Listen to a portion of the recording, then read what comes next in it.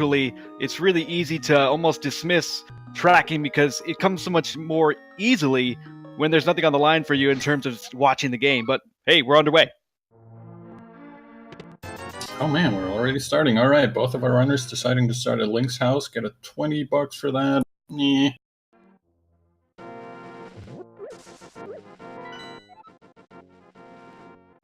Oh, we got our first map check. I saw a crystal at Hera and at Eastern. I did sadly miss what was a desert palace. Yeah, just a lightning fast check there, and Elminster electing to go up to Sanctuary. Unfortunately, just the map for the dungeon and escape there. Yeah, not a huge find, but at least you're happy to get the map out of the way. That means you won't find it down in Zelda Cell or something stupid. Full magic pots early on for SaltyPhry. We'll see if he gets a magic-using item here from the uncle. And no, just a full heart, but that's not so bad early on in the game. The uncle giving his last bit of life force to Link. Ooh. It's really not that bad. That's a pretty good item, I would say, to get early on in the game. He'll save and quit quickly. As we get a check at the Lumberjacks, it's just an arrow upgrade for Elminster. Likely not going back for that later on. Yeah, most likely no. So, at least as far as we know right now, Agon not required. But of course, they still have to find plenty of items before we can actually say for sure that Agon is not required. Yeah, Aga has a way of weaving some very tangled webs that lead you back to him sometimes later in the game. Oh, tell me about it. My very first secondary tournament match, I had to do Aga 1 2 hours into the seed after like 5 crystals because it was the only way to get the big bomb to the Fat Fairy. That is brutal. As Elminster going a very traditional route here, up into the Lost Woods and looking to make his way down into Kakariko Village, but importantly here, neither of our runners has discovered any bombs. Yeah, that's a very good point. No bombs for either of them yet, and also important to note on that part, Elminster won't be able to afford any so far. He's only got $20. 10 bombs cost us $50. Yeah, so Elminster making the play there into the Thieves' Hideout basement, and it's likely he'll find rupees here, or maybe even some bombs. So far, just arrow upgrade and 20 rupees, 20 more rupees, and had a bit of lag on that last chest. Did you happen to see that? No, sadly, I also had a little bit of lag there. It's a mystery. Oh, it looks like a shovel is equipped, so he must have picked up the shovel. Ooh, shovel power. Well, that's not so bad to find early on. They're relatively close to the shovel spot, or can they really quickly by saving and quitting and going to Link's house. Now, I know that shovel can be used to dig up things. I've seen it before around the Tower of Hera and Ganon's Tower, as we find a lamp in the bar, but could that be used really anywhere? And are bombs a common pickup, do we know, from that strategy of digging up items? I'm not 100% certain, but I believe you can dig up bombs. I'm not really sure.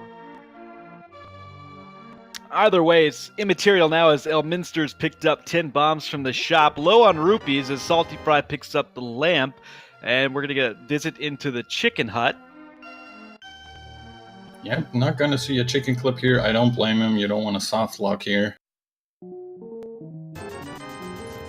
And not a rich seed despite the number of rupee pickups we've had, just the paltry 20 there for Elminster.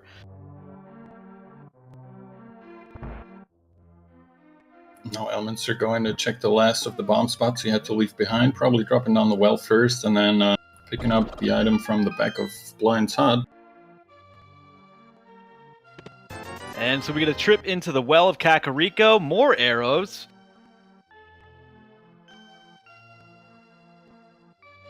And rupees. Oh man, all the money here. I could have needed that earlier. I bet Elminster is so... Oh, the powder. And the blue mail and a hammer. Jeez, the well is loaded. Pretty well off after leaving the well is Elminster. SaltyPhry surely not too far behind, but Elminster with a hammer, he's got the shovel, the lantern. So far, a pretty promising start to this seed from Kakariko.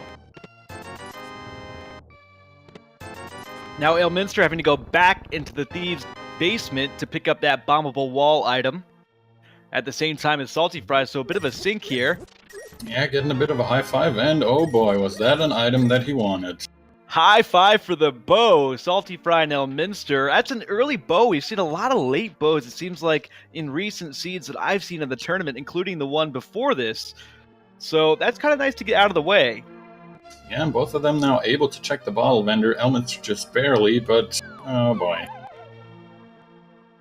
Just more red rupees. So the good news here is that we've got, I think, like 5 of the red rupees out of the way in Kakariko. Now, there's still well over 20, I think, littered throughout Hyrule. But, you know, you got some of them out of the way, so that's, I guess you look on the bright side of things. Yeah, I guess. I mean, if you want to be positive about it. Nobody's ever... Oh, sorry, go ahead. I was just saying, SaltyPhry did visit the uncle's area of the escape and picked up the power glove. That's really the one difference between these two runners right now. Elminster has a bit of a head start making his way to Sahasrara and possibly going ahead and going into Eastern. Yeah, Eastern is a Chrysalis we saw from the map check earlier, and with the lamp and the bow in hand, they have everything they really need to full clear it and not even sequence break any of it. Elminster discovering a whole lot of not much in Sahasrara's house. Some rupees and arrows, not a whole lot to speak of there. Salty going for the early magic bat play. Yeah, now that I think about it, I don't think Elminster checked the bat, did he?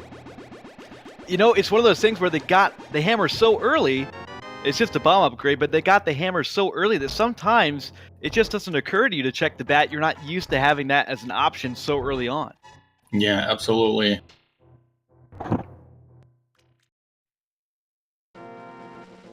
Alright, so Elminster is making our first dip into a dungeon. This dungeon is completable, and I believe it's a crystal. That, again, that map check that we saw from SaltyPhry at the outset of the game was really fast, but Elminster diving in anyway.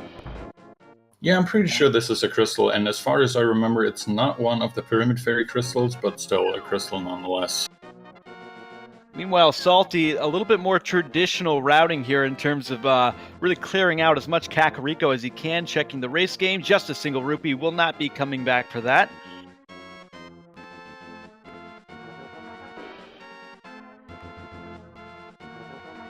Yep, now gonna make his way over to that dig spot we were talking about earlier. With that early shovel, you just want to get that out of the way, really. And we'll see if there's any worth here in the Grove.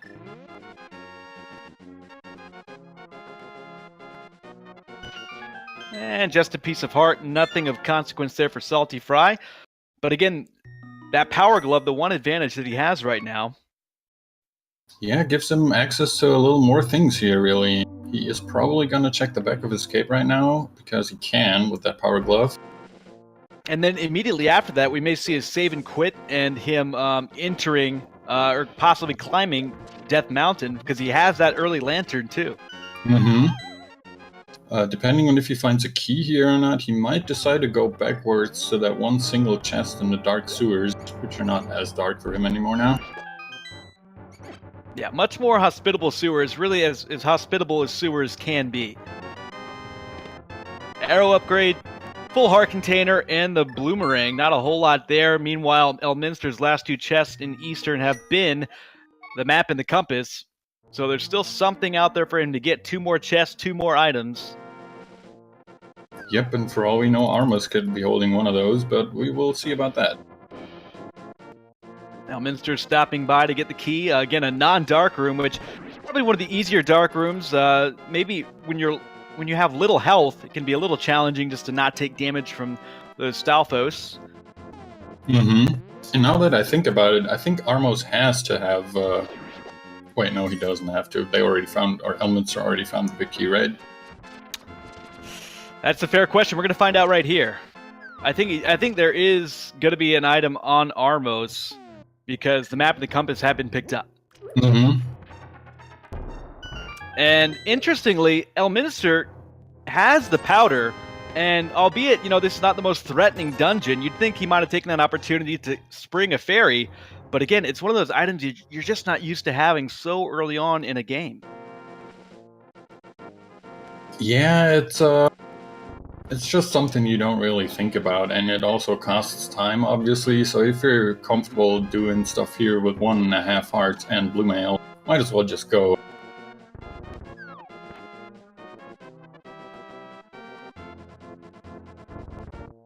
So SaltyPhry is going to be entering Eastern, it seems, just as Elminster is going to be moving on to the Armos Knights, or at least close to it, and we'll see what Armos has. Yep, Elminster just moving into his boss fight, or almost, as SaltyPhry is entering, though keep in mind SaltyPhry has checked a little bit more of the overworld than Elminster has, so not really any advantage for either of the runners, let's say for those power gloves, of course. Those were actually pretty good hammer strats there by Elminster to clear out the Popos. Again, I kind of overlooked the fact that he did not have a sword at his disposal, so a good job there not to take any damage, and now handily taking care of the Armos Knights, it seems, and perhaps I spoke too soon, and he gets the job done. Almost gets the Red Knight skip, but gets bumped by one of the Armoses and misses his time frame. Just a little bit, but no big deal. Gets his first crystal. So, nothing really worthwhile in Eastern outside of that crystal, which, of course, is required, but no progression items to be had there. SaltyPhry not going to be going through that himself, and we'll see where Elminster goes. Probably a safe bet that he's going to dive into Hyrule Castle or the front part of Escape near the Uncle. Yeah, and that looks like he's exactly going there. I'm a little bit surprised we haven't seen the dam in Mini Moldorm Cave yet, but I guess with all the items that they've got, it wasn't really a convenient location for them to go to. Yeah, it did make a lot of sense just to go to Eastern, get those items off of Sahasrahla, and get it all taken care of and out of the way. But you're right, it is unusual that 12 minutes into his seed, we've not seen one trip to the south of Hyrule. It'll be interesting to see if they opt to go up Death Mountain first or check the south of Hyrule. I mean, Death Mountain, they can go there, as you mentioned earlier, but they're really kind of stuck with where they can go without a mirror or a hookshot. So Elminster picking up that Power Glove, which will open up Death Mountain, making that climb, and of course it's not a sequence break because he has the lantern, so that's an important consideration also. It seems in line with progression. And gonna journey deeper now into the Hyrule dungeon, Hyrule Castle dungeon. Has a hammer, has a bow, so plenty of items to take out these enemies. Yeah, it shouldn't be a big deal for him at all. Gonna check out the 3 chests on his way there, down to Zelda's cell. Finishing up the rescued part of Escape. I wouldn't be surprised to see a Death Warp in him going straight to the end of Escape from the beginning of Hyrule Castle after he picks up everything he can find down here. Yeah, it seems reasonable. That's a good call. Picked up a key there, and then obviously used it right away. And so we'll see a couple of more chests for him to discover here. There's at least a very good chance for him for finding more items. As you said earlier, the map was already in the Sanctuary chest, so that's out of the way. If it's going to be any good item, that is up to RNG, and, well, looks like it is a pretty good item. Actually, I missed that. Can you fill me in on what Elminster found? Sure, he picked up the Cane of Samaria. That is a pretty good item. Not a whole lot of progression necessarily, but, getting that item out of the way and just having it at your disposal, it can be useful even in, say, the Mini Moldorm Cave in South Hyrule. Yeah, the cane really gives you a bunch of versatility if you're brave enough to use it in ways it's not necessarily intended to be used in, I guess. Yeah, it takes a bit of an active imagination and a little will to get the job done with the cane, but it certainly works in a lot of situations. And a little bit ago, we saw SaltyPhry dipping into the rich room of Eastern Palace there to get about 100 more rupees, preparing for maybe a Zora play here in a little bit. Yeah, you can't ever really have enough money in the early game. After a while, it starts just being kind of useless, say for buying a couple potions, but in the beginning you want all the money you can get. And Elminster going to the back of Escape, and not getting a whole lot. Heart Container is nice. you know, the boomerang does have some use, especially early on. You can just simply stun an enemy and elect not to, you know, get him out of your way. It can be helpful. Yeah, not to forget, all the stun prize packs are also randomized, so for all we know, the stun prize pack could be a fairy or 8 bombs or a lot of arrows, something that's really useful to you. Good observation. So SaltyPhry evening up the dungeon count, finishing off Eastern Palace there, and it looks like Elminster wants to make the play for Death Mountain. Yeah, and as you were saying earlier, they have everything they need to get up there without sequence breaking, so it's definitely not a bad choice for him. And good observation by chat, observing that dark room in the game is the key. The chest is normally obscured in the dark room if you don't have the lantern. It's just a key in there, so there's no reason to go back for it. And Elm, having just checked the back of escape, he's done with that part of the game, moving on, taking the old man up the mountain, and soon to receive a reward.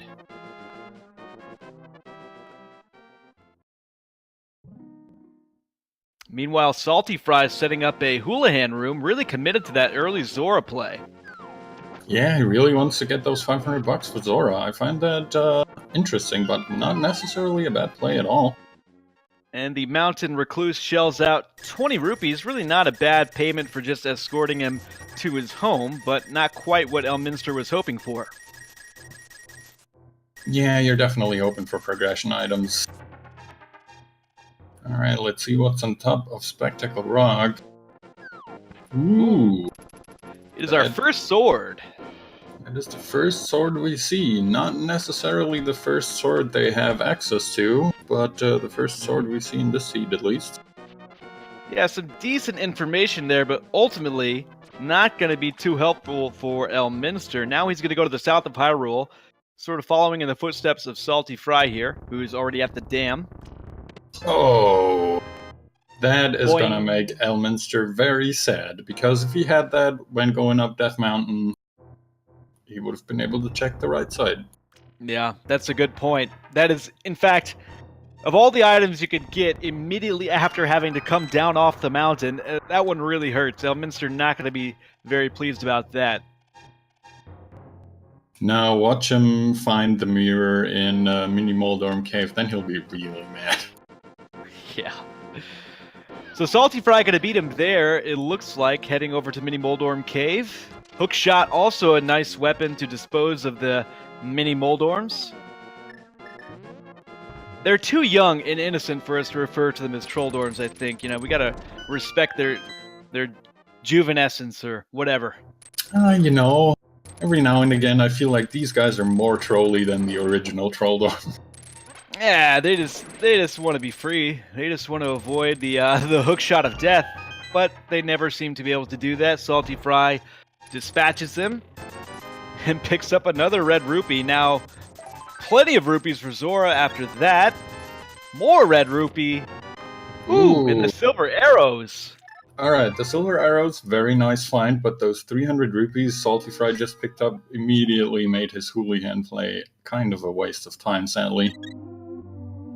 Yeah, unfortunately that could be the case. Of course, if they get a couple of bottles and don't get a whole lot of safeties, I guess they do have the powder. I can't imagine a scenario where they would just stock up on potions, but, you know, you never know. We will see. It looks like SaltyPhry is now also deciding to make his way up Death Mountain. And he will be a little bit more pleased, obviously, knowing he's got the hookshot, so he knows that he can use that to get over to the east side. Oh, and immediately gets trolled.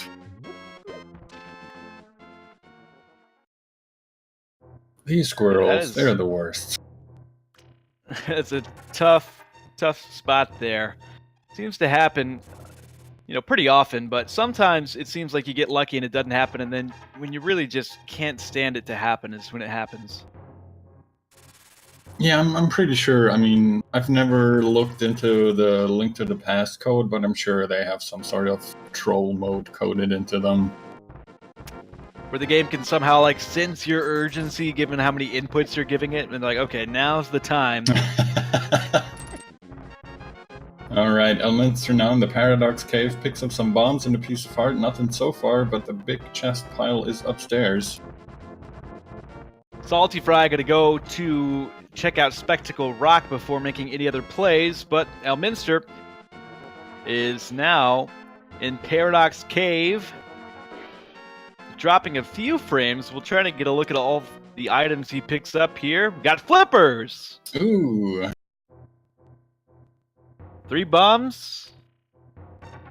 Another red rupee, 50 rupees, and a bee in a bottle. Nice, not a bad pickup there for Elminster. Can immediately take that bottle back to the sick kid and see if he gets another item for that. Yeah, I could definitely do that. Bottle is not bad. Oh, and we're getting our first Dark World check. I saw, I think, crystals 5 and 6 at Thieves Town and Swamp.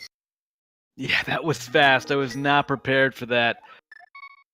Hopefully we get another one here pretty soon from Elminster. As SaltyPhry saves quits and is going to head over to East Dark Mountain, I assume.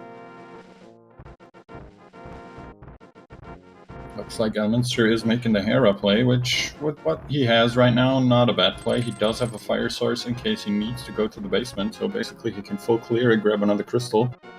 Yeah, fire source. Doesn't have that sword, but he does have the hammer to deal with Moldorm.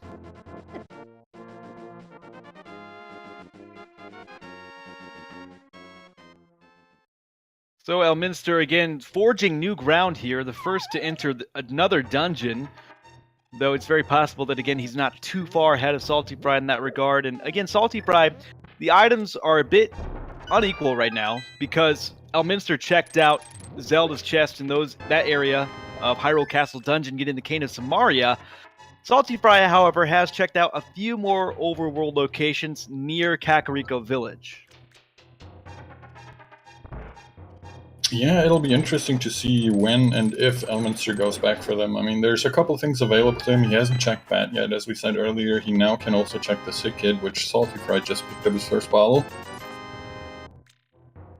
The flippers, of course, open up a couple things too, like Hylia Island, at least for a check. The Hobo, Zora, the Waterfall Fairy. Lots of things open to them right now, really. So SaltyPhry has gone through Paradox Cave, looking to set up a bomb jump without the sword. This can be a tough proposition, as Elminster making his way up the Tower of Hera, and so far, picking up an item there in the shield, looks like maybe the basement room will not be required, but we can't say for sure quite yet. Yeah, we'll have to see what the big chest and what Trolldorm holds for us, and then we can say for sure. And it looked like, correct me if I'm wrong, chat, but I think I saw a mushroom up there on the island near Hookshot Cave. Oh wow, I didn't even pay attention. That could be a trolley one. And as expected, SaltyPhry is entering Hera, nipping at the heels of Elminster. And my attention was turned away from Elminster. Did he drop down to check that chest? I assume he did. He did, but I don't think it had anything. I think it was a map. I just remember registering him, checking it, and then going, okay, that's not helpful. Mm-hmm. So Trolldorm, depending on what he has here, if it's the compass, I think would probably see these runners go into the basement. Okay, apparently the big chest had the compass, and, well... Ooh! Basement not required. There goes our Dark World access, so Ego 1, so far at least, not required.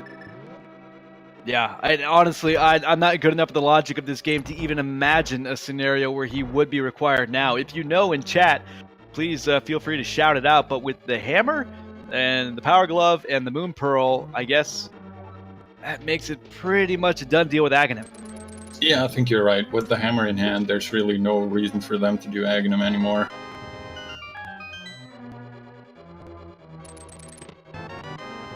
SaltyPhry picking up that compass. Once again, good eyes by chat to identify that. And Elminster is going to waste no time hopping into the Dark World near Swamp, likely checking out Hype Cave. There we get another map check and pendant, Meyer pendant pod. And I didn't see what the other Pyramid Fairy crystals were. The Pyramid Fairy crystals are Swamp and TT. Swamp and Thieves Town. Good to know. Here we go. Hype Cave check.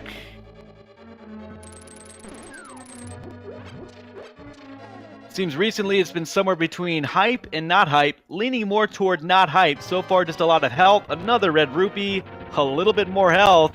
Wow, that was a red cave. Yeah, that was not very exciting cave. No, that was a bit disappointing, but, you know, it's an area you have to check, so it's out of the way. Elminster obviously making a good decision to go there, to at least, you know, give it a chance. But, you know, if Hype Cave continues to disappoint like that, people might start skipping over it. Not really, but, you know. Yeah, it's definitely not lived up to his name a whole lot lately. And we saw SaltyPhry taking a typical troll dorm fall. Sometimes you could be the best player in the world, sometimes that worm just has it out for you. Yeah, I thought I heard that slide whistle sound of Link falling, and I assumed the worst. But he finishes off Moldorm there, picks up that ever-important Moon Pearl Sick Kid just with 50 rupees for Elminster. So nothing terribly important there, but, you know, he's probably going to clear out Light World Kakariko here. Looks like maybe going to check the Magic Bat. And then, of course, there's tons for Elminster to do in Skull Woods and Village of Outcast. All of that coming up here very shortly. Yeah, he definitely has a lot of things open, and I'm just remembering right now as I see SaltyPhry walking over there. Has Elminster checked the the Spiral Cave? No, that did not get checked. So we might see something big here from SaltyPhry. Spiral Cave without boots, never fun, but if you have access to it, might as well check it. Yeah, bit of a long walk, but really it's something you don't put off just because you can't make it as fast as you would like to. Or at least it's not advisable. You can certainly do it if you want. But Meanwhile, Elminster is knocking out a lot of locations at the moment, so it's not like he's sitting idly by, and he just misses out on a full heart container. He saw plenty of that in Hype Cave. Yeah, I don't think he's too worried about that right now.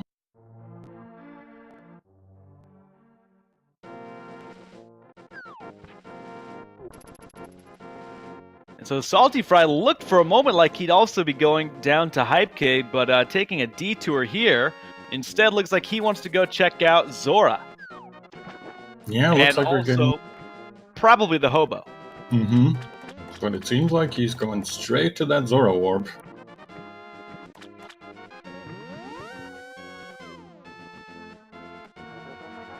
Alright, gonna check into the Waterfall of Wishing here first.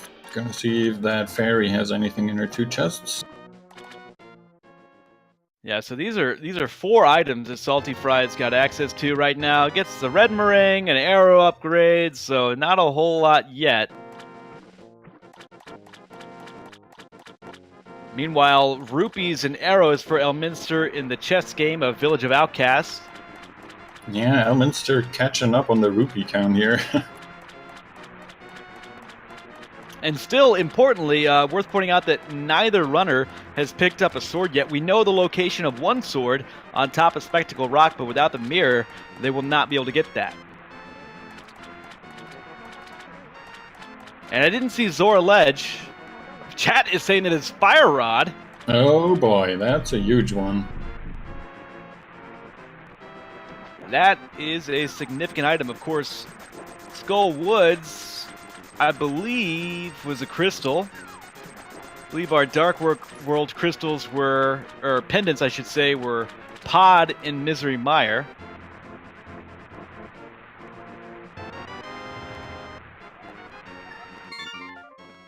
Alright, so SaltyPhry picked up his Fire Rod. Very nice find for him, while Elminster is taking a trip into TT, one of the Pyramid Fairy dungeons. He does have that hammer to check that big chest, so he can basically full clear it without much trouble. Yeah, the one thing is, you know, Blind, it doesn't matter the sword you have with Blind, he takes the same damage, but still, the hammer can be a little difficult to hit him with, but could see him pull out some Mario strats on Blind. Yeah, he definitely has 2 weapons he could potentially use. Samaria Strat's always a pleasure to see.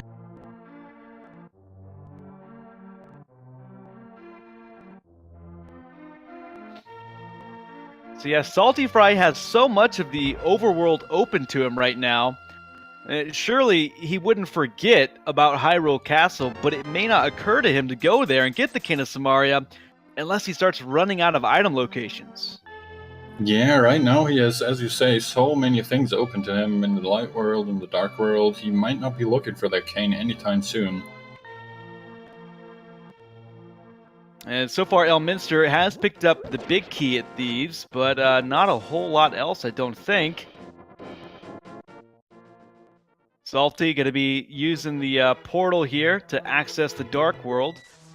We'll see if he elects to go down to the Village of Outcasts, or maybe he'll dip into Skull Woods with that Fire Rod. Yeah, I wouldn't blame him. We all know the meme, Skull Woods is always holding.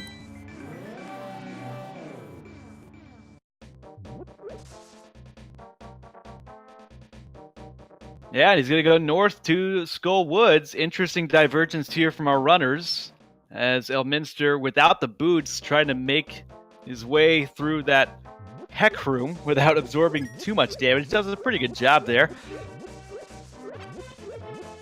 Yeah, as good as you can get through there without any sort of invul items or the boots. And I beg your pardon, Salty is actually going to go south to the Village of Outcasts, called that one incorrectly. Chess game being checked out, and of course we know that there's nothing there, unless you count the validation arrow as something.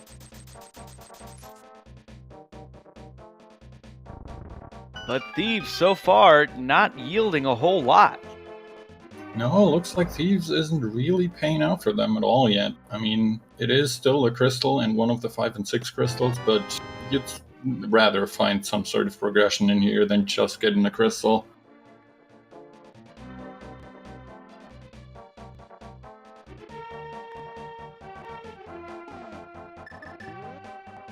So SaltyPhry not immediately taking the plunge into Thieves Town. I'm going to clear out Village of Outcasts, but these are locations that Elminster has already checked out. And I see it being asked in chat. Fire Rod was at the Zora Ledge, and King of Samaria was in the dungeon of Hyrule Castle.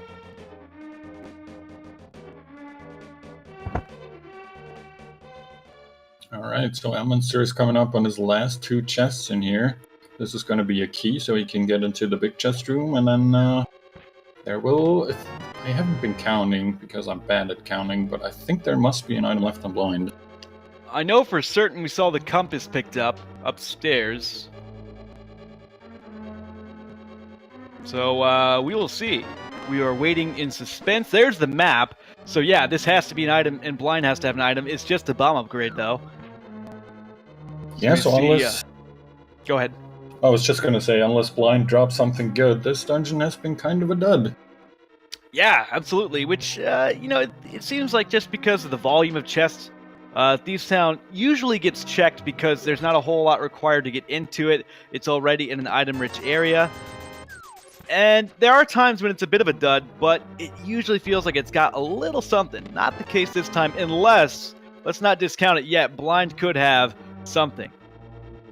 Yeah, and to answer a question from Chad Saberwolf, we're not trying to only concentrate on crystals 5 and 6, but crystals 5 and 6, once you have them, you have access to the big bomb in the bomb shop in Dark World, which opens up the Pyramid Fairy, which also holds 2 items, and it wouldn't be the first time we see something important hidden behind there, so getting those out of the way if... Ooh. And yeah, that's a tough proposition without a sword. Elminster taking the death. We'll see if he elects to go back in or save it for later. He's going back in. Yeah, I don't blame him. It feels bad to leave just blind behind, but as you said, without a sword and only the hammer or cane, these things can be quite difficult sometimes. Yeah, and not a lot of safeties. Does have the powder, but no net, and no cape, no burna. Yep, and all he's got in a bottle is a bee, which he could theoretically release, not only to have the game lag to all heck and beyond, but also to maybe chase one of Blind's heads off screen. Yeah, and going straight Samaria strats here, just keeping its distance, at least in this first phase. The hammer can be just such a tough item to use. That hitbox is so inconsistent, you almost have to use it from the side. But this is where it gets a little bit tougher. When that head is moving around, now he's got 2. So he's on to phase 3 with a reasonable amount of health. Yeah, nice dodging here. Ooh. Oh man, that... got this. Oh, blocked by the head, that beam. Okay, there we go. Phew. Making it exciting for us. Yeah, that was hard earned, and he gets ether as a reward. We don't know how much significant that has yet, but it could well be a key to get into Turtle Rock or Green Pendant Misery Mire. Absolutely, it's the first medallion we see this seed, so definitely something they'll be happy to pick up. It might turn out to be useless, as you said, but, you know, never count out the medallions. So Elminster, he's a little bit of a bump in the road there, but, you know, he's able to finish off blind pretty well after that, and still maintaining a slight edge in terms of the progression at the moment, and I think more or less made up a lot of those locations that he'd left unchecked, and it's evened it up with SaltyPhry, maybe taking a slight advantage. Checking out the digging game now. Yep, gonna find out what Alec Baldwin has dug into his backyard today. Saw an accidental map check there, not really enough time to get any real good information. How many digs will it take? And it's a red rupee. So I honestly, I feel like that's at least, we're approaching 15 red rupees discovered. So the good news is that a lot of them are out of the way. There's still more, but many of them are out of the way. Yeah, they've collected quite a few red rupees already. I think there's a total of 27, maybe? Yeah, there should be a mode in Randomizer a bit like the Triforce hunt. It's the red rupee hunt. Game over. You collected all the red rupees. And half magic from Stumpy. It's a big pickup for Elminster. It'll be nice. Doesn't have that fire rod yet, but I suspect he should get it sometime soon. Hard to say when, but I bet he gets it. With almost 1,000 rupees now and flippers in hand, I don't think it'll take him too long to eventually do that Zora check. Yeah, and again, go ahead. I was just gonna say he might want to route that in with a Quakefish check if he so decides to go up there. Yeah, and it could be Pod next with the hammer and the bow. Pod is a completable dungeon, although I guess it is a pendant, so it's worth going into for sure. And now SaltyPhry having problems with blind, down to 1 heart, avoiding the heads. Oh my god. Deftly maneuvering, and getting cornered. Really gave it a fight there for a bit. Oh, that's unfortunate for SaltyPhry, but so much more fortunate for Elminster since he also took a death on blind.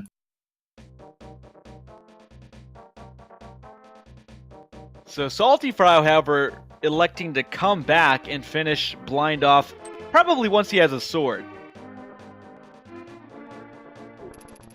So to bring things back together a little bit, if you're just joining chat, or if you've forgotten, the flute... Wait, am I getting that wrong? No, there's a sword on Spectacle Rock. That was the previous seed. I beg your pardon. We have no idea where the flute is. I don't know why I started off with that.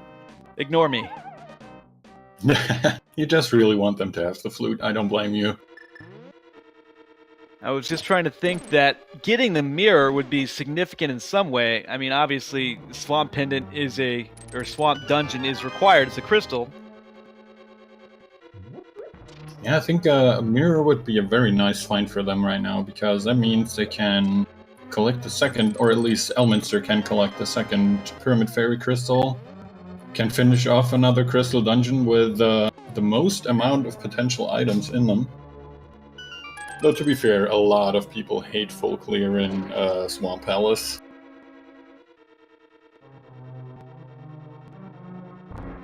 They do have the hook shot, but without that mirror, no way to even access it. Small key picked up there in Skull Woods for SaltyPhry. This is a dungeon that he can complete. Same with Elminster and Pod, although Pod is just dependent. Yeah, the only difference here really is the number of items in the respective dungeons.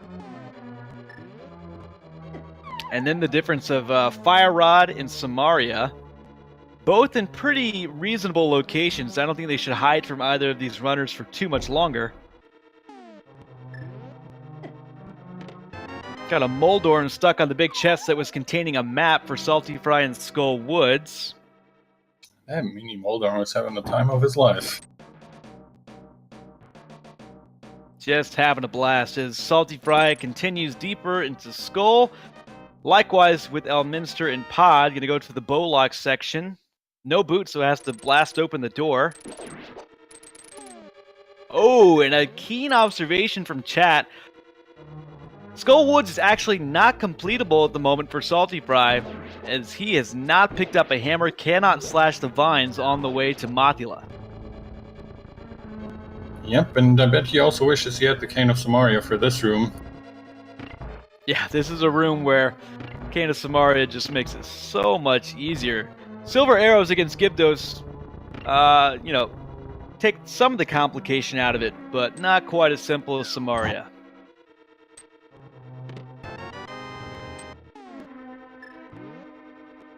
Alright, so I think so far both of our runners haven't really found anything in their respective dungeons that they're currently in. Pod has always been very front-loaded with the keys, and also the big key that Elminster just picked up, and SaltyPhry has been picking up a lot of keys and dungeon items himself. Yeah, I know for sure that he's picked up at least the map that was in the big key chest, but there may be... It looks like he wants to see if there's another item here in this chest to the right, or perhaps he thinks he can continue on to Mothula, making the mistake that I did, forgetting that he needs a sword. We'll see in a second. I mean, with 2 keys already in hand, it's a pretty surefire bet there'll be an item in here. Let's just hope he doesn't... Yeah, there's 3 bombs, not very great. He also remembers he doesn't have a sword. Yeah, so Skull Woods not paying off for SaltyPhry. Oh. Meanwhile, Elminster with the gloves. The mitts, I should say. Yep, that is the second progressive glove upgrade, and that opens up even more stuff for Elminster. Yeah, it opens up Ice Palace. It doesn't have bombos, doesn't have the fire rod, but that fire rod is going to be pretty easy to discover. Not too far away from Ice Palace through the Zora Warp.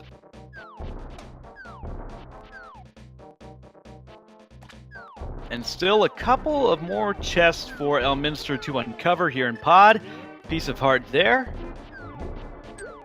SaltyPhry making his trip to Hype Cave, going to be a little bit disappointed with all the health and rupees. Yeah, as we said earlier, not exactly a Hype Cave at all today. Although he is a little bit lower on health compared to Elminster, so, the health... you get 3 full heart containers there with a couple of pieces and 2 full ones, gives him a health upgrade of 3 hearts. So not what he's looking for in terms of progression, but should make him a little bit more secure. Would have been nice before that blind fight. Yeah, definitely. But he has caught up on hearts now, both of them currently on 10 hearts, getting their first row of hearts full. And Elminster making the play to go up Death Mountain. Gonna use those mitts to get into the Dark World and gonna uncover a lot of chests along the way.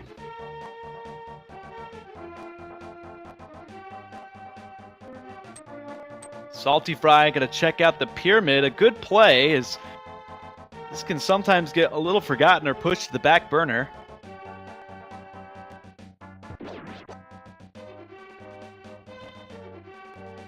It's a slow walk without the boots, though. 300 rupees, just simply not worth it at this point. Yeah, they found plenty of rupees already in the seed. They are definitely not lacking in the money department. So now SaltyPhry looks poised to continue on to Pod. We know that will at least get him some progression with the mitts. And Elminster now wrapping things up with the Spiral Cave. Yep, not going to be too... Oh, sorry, go ahead. I was just saying, not able to come back with the boots like he would have preferred. Mm-hmm. Not going to be too happy about what he finds in here, I'm guessing.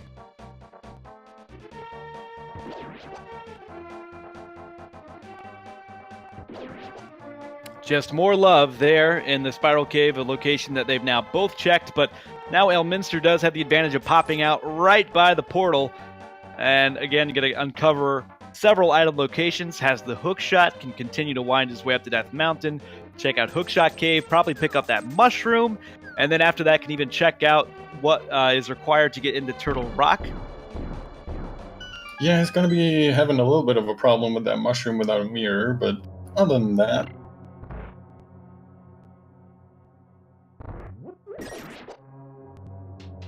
Oh, very nice. Gets a hookshot block glitch there.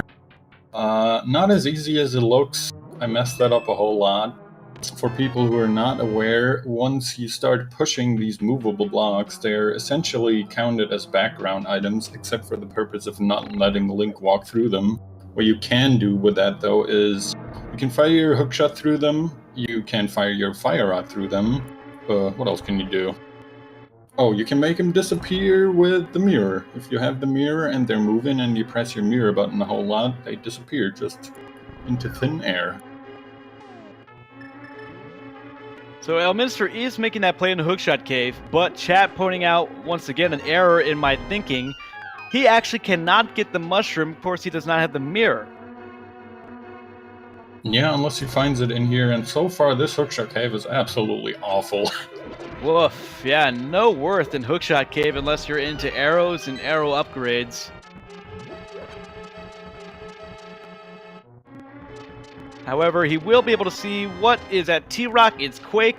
He does not have that, so he's got some more searching to do, and thought about continuing, maybe wondering if he could somehow get through Spike Cave, but without a safety like the Cape or the Cane of Brian, cannot do that.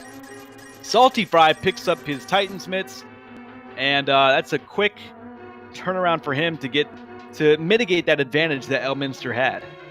Yeah, and I think Elminster is now finally on his way to check Hobo, Lake Highway Island, and the Zora area, which will lead him to the Fire Rod, which will potentially lead him into Swamp or Skull Woods at the very least.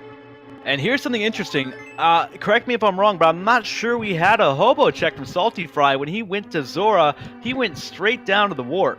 Yep, you're exactly right. All he checked was the Lake Highway Island on his way past it, but he did not go up to Hobo, so... And so this is something they've had access to for a little while, ever since their trip up the Death Mountain up the east side before Hera, and just some love from the Hobo. It seems they've come up short on all of their guesses here in the past 15 minutes or so. But, importantly, Elminster likely to go down to Zora here to get the Fire Rod, which is going to give him a few more options at least going into Skull Woods, but still... no sword, so he can't really get through that dungeon.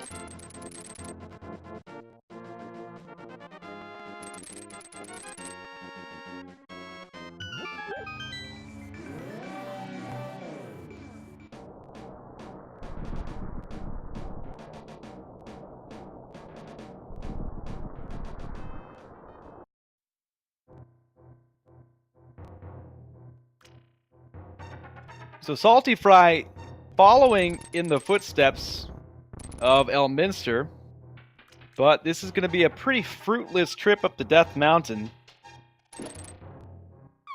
Yeah, he's not going to be too happy about that, unlike Elminster, who just spotted his Fire Rod here on the ledge.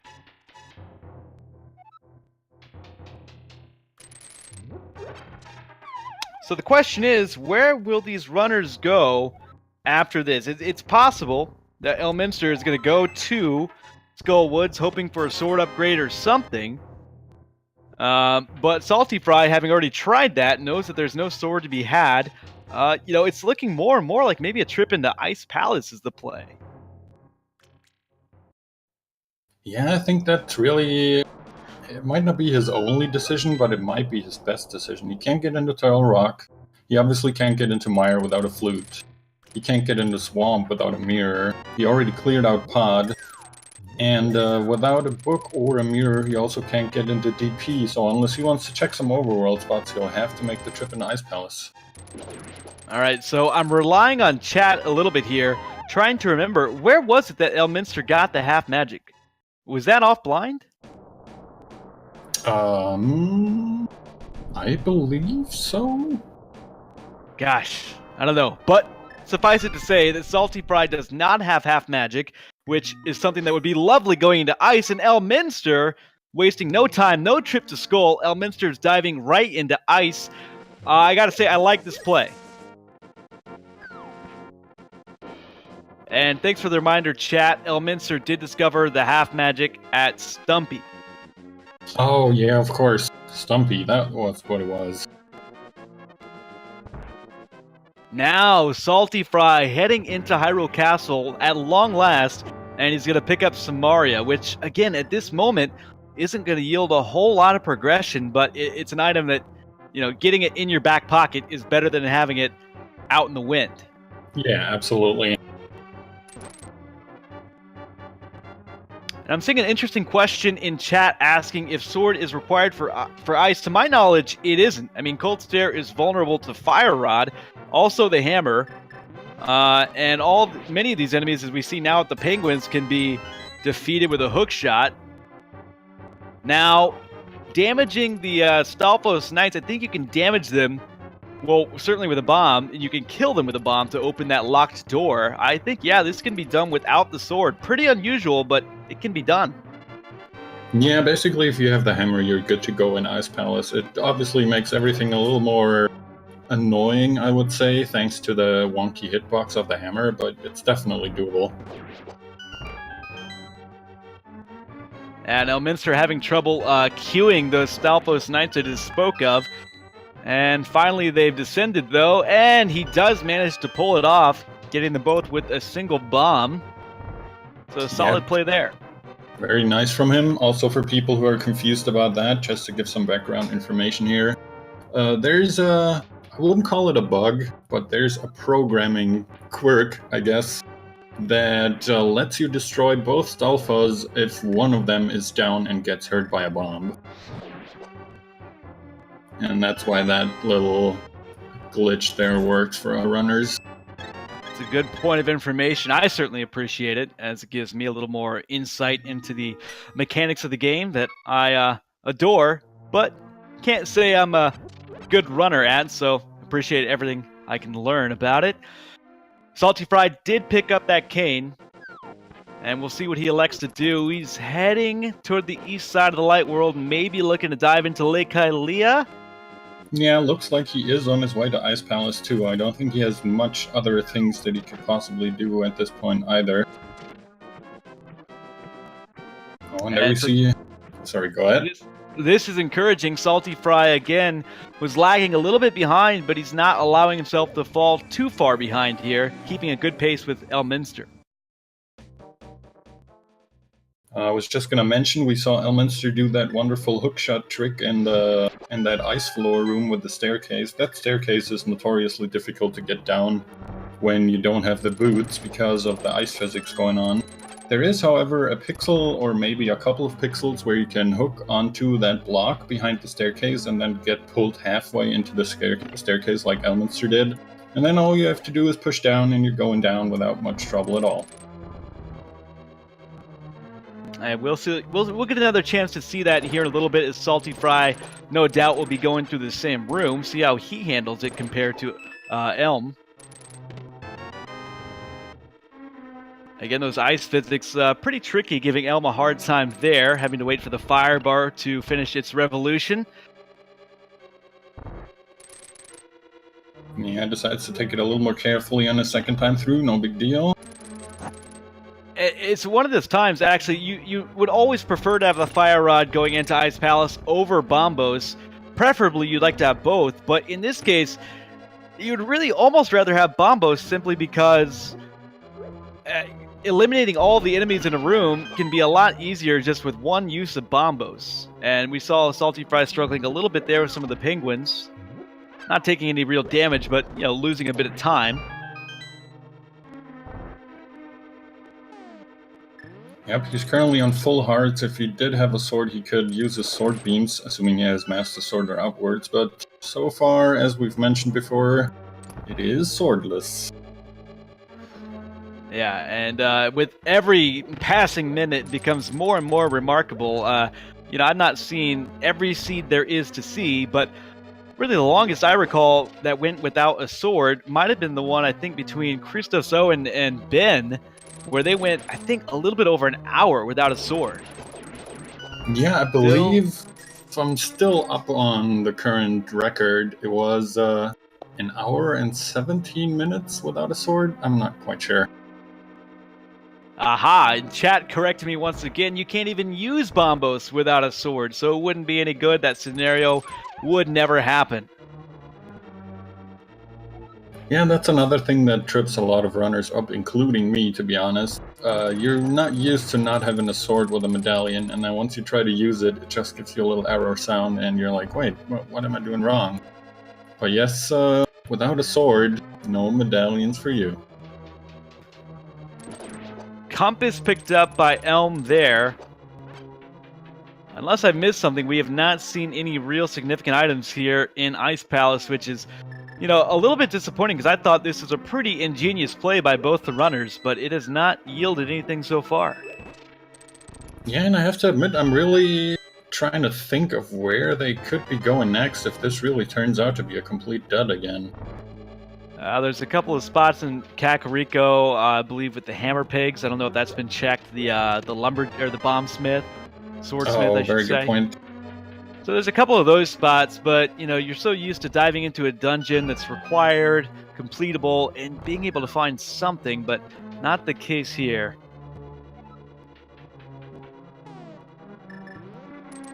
And so I know we've seen the compass. I think we've also seen the map. There's the compass on SaltyPhry's side. Yeah, so but we'll I think see.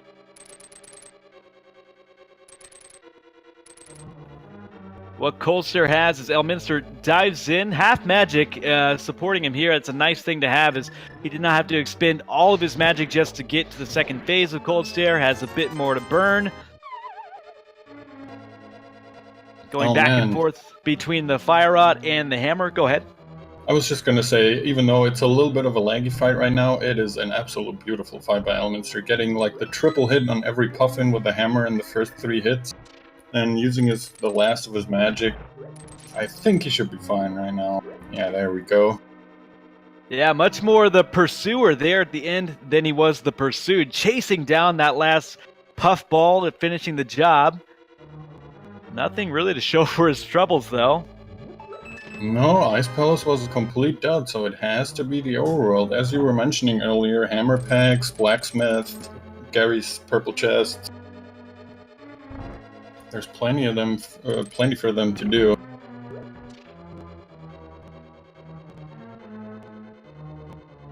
So approaching the hour mark of this seed, several dungeons down. In fact, 4 crystals completed by Elm. Thieves Town mostly done by SaltyPhry, but fell to blind and elected not to go back in. On his way here in just a few moments, I think, to finish off Coldstare. First, looks like he maybe wants to go collect a safety fairy. He might opt to just kill Coldstare first and then maybe go back in. I'm not sure.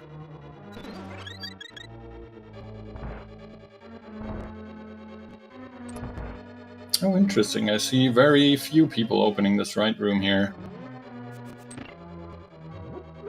Grabbing some more magic. Yeah, the magic. That's a good point. Oh, hey, look, it's a normal Link.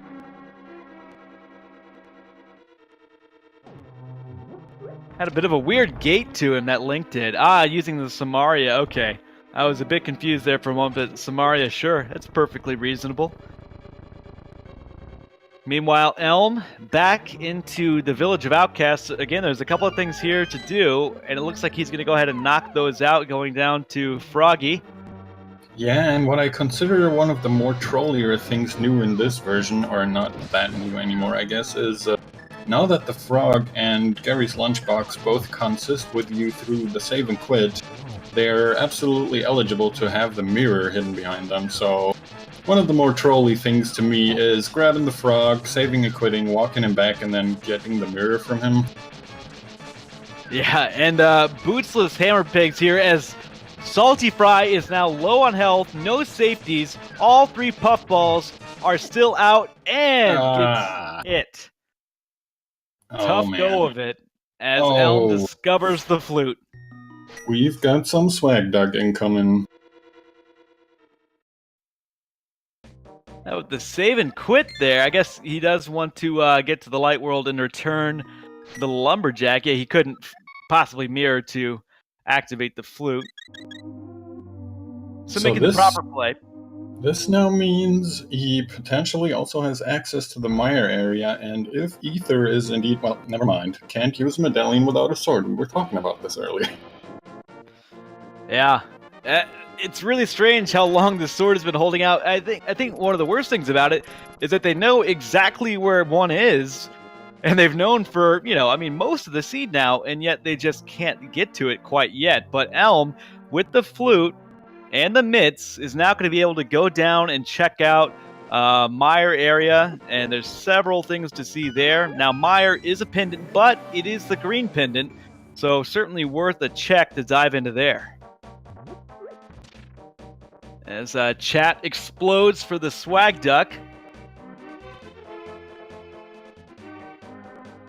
It is indeed Dougie time. Alright, Blacksmith, let's see what we get here from you. Also, a good thing to know is if you're ever short on money, these guys also ask for $10 before they give you your item back, so... Oh! Okay, they were actually forging a sword for a change.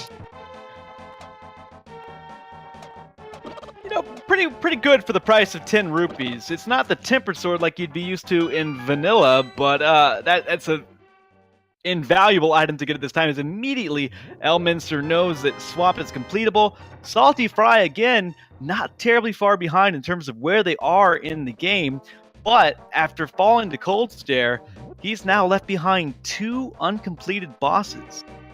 Yeah, that can't be a good feeling, and that means double dips back into those dungeons. He also hasn't fully cleared Ice Palace yet, so that could come back to haunt him. As far as I remember, he just went straight down to Cold Stare.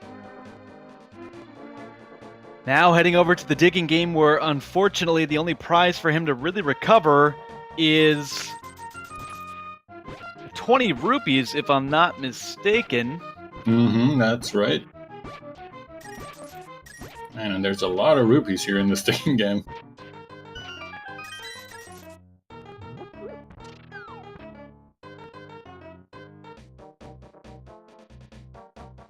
So Salty surely going to go back up and check out the smith.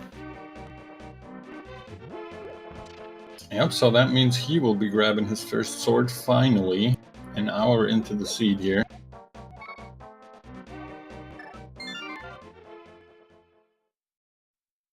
With the save and quit, as Elminster working his way up to the final part of Skull Woods.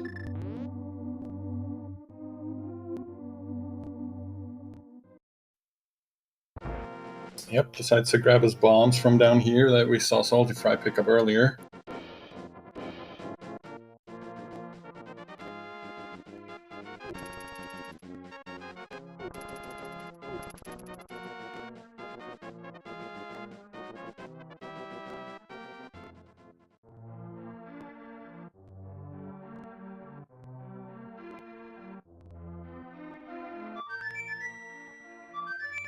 And there's a little more satisfying swag duck event, complete with the song, and of course, chat loves it.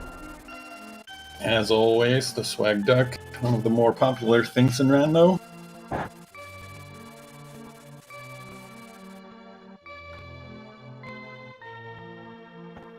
Elminster making quick work of this torch room. He already has a spare key, so he doesn't have to kill the Gibdos after these wines that he's now finally able to cut. Moving on to his Mothula fight, as SaltyPhry is just a couple of seconds away from picking up his first sword. And again, Elminster, with the advantage of having half magic, an item he picked up, pretty soon when they got Dark World access over there by the Village of Outcast, picked that up from Stumpy, the location that SaltyPhry did not check out, and it pays dividends there, finishing off Mothula with the Fire Rod. Was that another sword? Grabs a Master Sword for his troubles, and also has a beautiful Mothula fight, just getting some free spins in there at the beginning, then punching him in the face with some fire. So Elminster on a bit of a roll here, discovering 2 swords in, a span of 2 minutes or so. And that's going to be very, very helpful. No book, so they can't check out the tablets yet, but That Master Sword is an upgrade already from the Fighter Sword, obviously. Yeah, and as soon as they grab that mirror that they've been looking for, he can basically grab a Tempered Sword immediately. Yeah, and so that's also a really nice thing to have in the back of your mind, knowing that you've got Tempered waiting for you, and it's even conveniently located right up there next to Ganon's tower.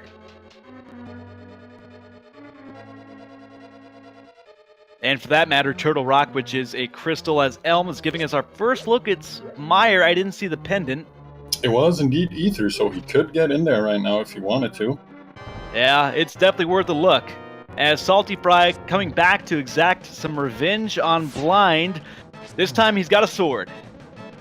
Yep, he's got a sword, got a couple more hearts.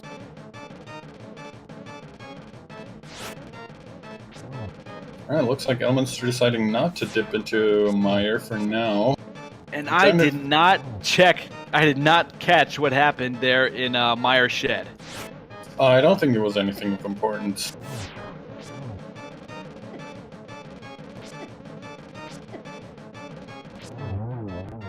And SaltyPhry, with a couple of hearts to spare, subduing Blind, picking up his Ether Medallion. Elminster going to go check out the Light World portion of the Grove. Digging up just a piece of heart. Yeah, I forgot he hadn't checked the dig spot yet. That was SaltyPhry who did that earlier. And so right now, I mean, the big outstanding item at this point, it feels like, is the mirror. Now, we do need Quake, I believe, to get into T-Rock, if I'm not mistaken there. Yep, you're completely right. We're still missing Quake and Ice Rod and potentially the boots, depending on what Desert holds for us. And Elminster could go... did we already have a check into Desert? I don't believe we did, because we just got the flute. Yeah. So, in order to get... They can now get into the back part of Desert and at least see what's inside. Or at least see if it's boot locked. As soon as they find that mirror, they can. Not before that. And we will see if we get a bird toss from Elm. He's turning for it. And a save and quit, not going to enter Meyer after opening it. I'm confused, to be honest. That is a curious... I think he wants that sword, but he doesn't have mirror unless we missed him picking it up. Which I don't think is the case. No, I don't think so. And I mean... I'm not sure. Has he not checked Turtle Rock yet? Maybe he hasn't done the east side of that mountain yet in the Dark World? Oof, I think he did, because I just recall SaltyPhry doing it after him. In fact, I know they both checked Hookshot Cave. Yeah, very true. And it looks like Elminster is remembering that, so he flutes away. Ooh, interesting. Bit of a time loss there, as SaltyPhry utilizing Silver Arrows against the Gyptos, preserving that all-important magic. In fact, he's going to go with the lamp strats here. Yeah, again, I like this. Not having the luxury of that half magic. Sorry to cut you off there. Oh, no problem at all. I was just going to say I like this play because, as you said, he only has a fighter sword and no half magic. You don't want to make this Mothula fight harder than it can already be. So he's got his full complement of magic as Elm is diving into Misery Meyer.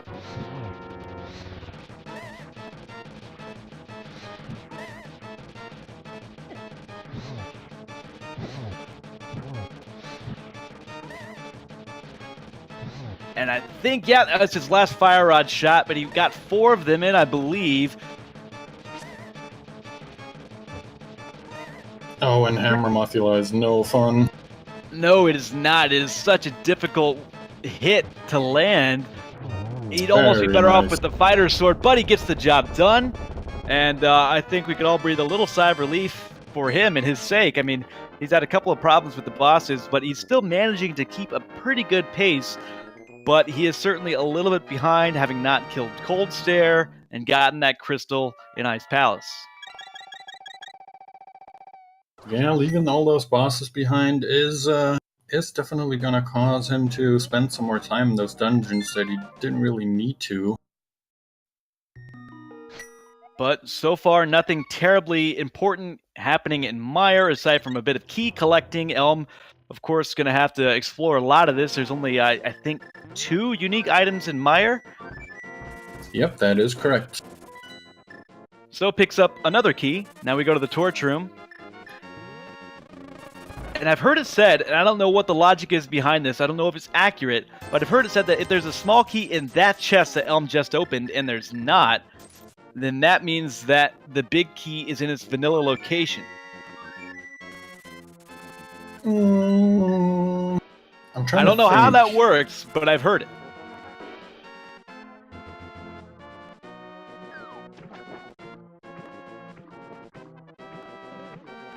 Weird. Well, we will soon find out. I mean, that was the map. And, you know, truth be told, I could even be wrong. Maybe it was the map that makes it so that whatever happens, the big key is in its vanilla location that Elm is about to go to right now. More on that later. We'll try and get an answer to that. Maybe somebody with more knowledge knows. But Well, we SaltyPhry... Sorry, go ahead. Go ahead. No, go ahead. I was just going to say, we do have Vitor, one of the devs in chat, and he has given an equally ambiguous answer. Yeah, it could be some absolute rubbish that I heard from somebody and I'm just passing along as if it was fact. And SaltyPhry diving back into ice to finish off Cold Stare. Again, losing a little bit of time because of that, but it's got to get done at some point. Why not now? The big question outstanding is, where is the mirror? Yeah, and especially because of that, SaltyPhry has not full cleared this yet. He just went down straight to Cold Stare, so he might be spending even more time in here not getting anything.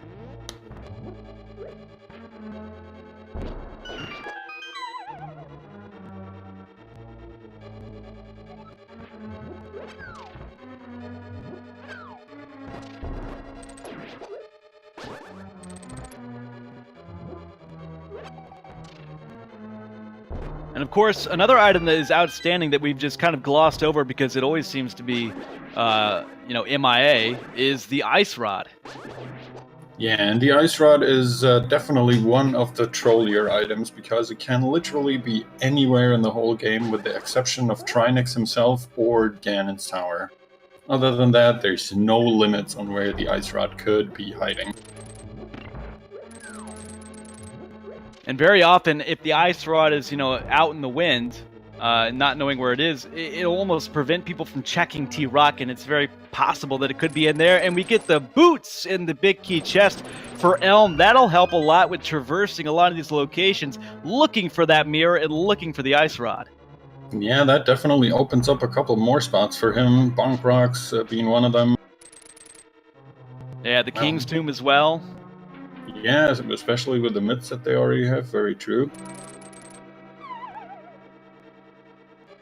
So with that, I'm assuming after he's done with Mire, he will quit straight to Sanctuary and do both Bonk Rocks and the King's Tomb, as you just said. Yeah, that'll be a good quick check. And, I've seen Catfish mentioned, trying to recall if we had a Catfish check. I feel like one of our runners certainly did. And I feel like it was not worthwhile.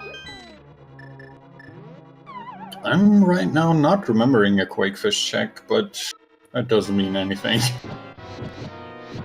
SaltyPhry is on to Cold Stare, expending all of that magic. He has the Master Sword, which will help a little bit this second time around.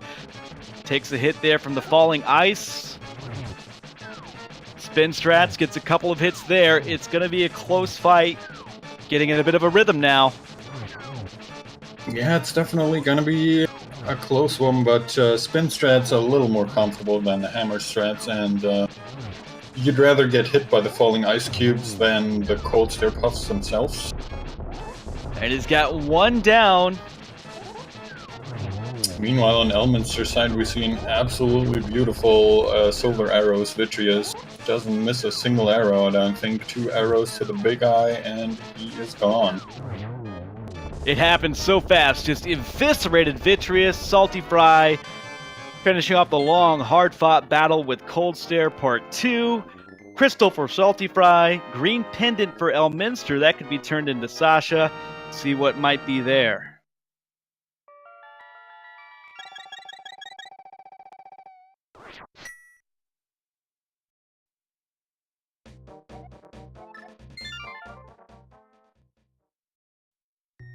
And so just as you predicted, Elm saving and quitting, going to the Sanctuary, going to check out King's Tomb.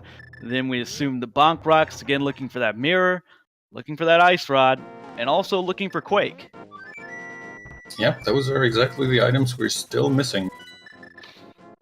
And there is the mirror in King's Tomb. Take a look at how pretty you look, Elm. Nice mirror find. And that's really going to give him a lot more places to check. But, nevertheless, I mean, it gives him access to Swamp, which is crystal number 6 or 5, whichever.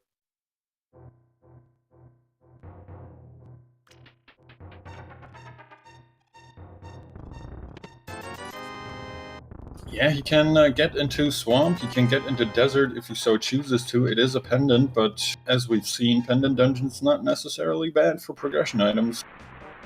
And meanwhile, SaltyPhry is, again, making the right play here, as we saw from, experience here with Elm. He's behind, but he's going right into Mire. We assume that he'll get those boots. And, whether or not he elects to finish off Cold Stare, at this time, not knowing what the green pendant is, but it doesn't seem entirely necessary. So we'll see what he decides to do, but getting these boots is going to keep him in the hunt. Yeah, and as chat was pointing out just a second ago, that mirror also gives Elminster access to that very important mushroom that's up on the floating island. So that could maybe lead to a fetch quest looking for Quake or even Ice Rod.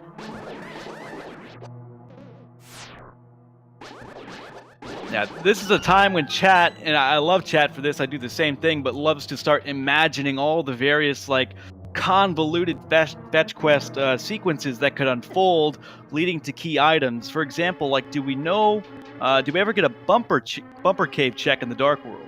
I think we must have, but I don't recall. I don't recall either. I don't think any of our runners have decided to go there after their trips to Skull Woods. So, we get possibly a mushroom to a cape to whatever.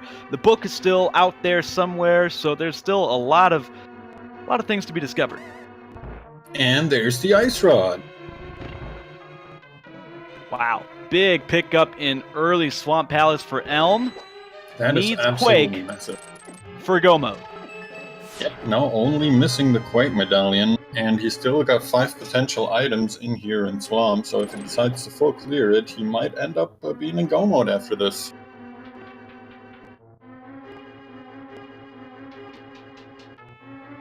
So SaltyPhry, really, with the discovery of the mirror and now the Ice Rod, is really going to struggle to be making up some of this time, as Elm is he's just fallen into the items. Of course, he was led directly to the mirror, but immediately going for Swamp, knowing that the dungeon can be completed, and Ice Rod is the first chest that he can check.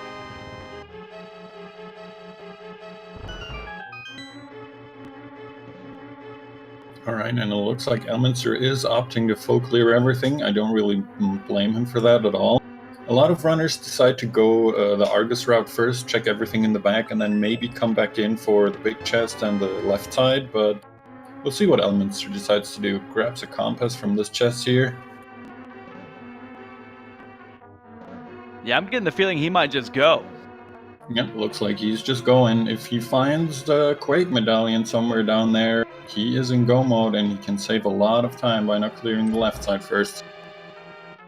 Yeah, I mean, at that point, it's really just a formality. It's a quick trip up to Turtle Rock, which, granted, I mean, a lot of things can happen in T-Rock when you don't have a lot of safeties. You got no bug net, so, you can't capture fairies. But really, it seems like he's going to have enough health and other safeties to get him through, as SaltyPhry picks up the boots and immediately saves and quits out of Mire. That's actually probably a pretty good decision.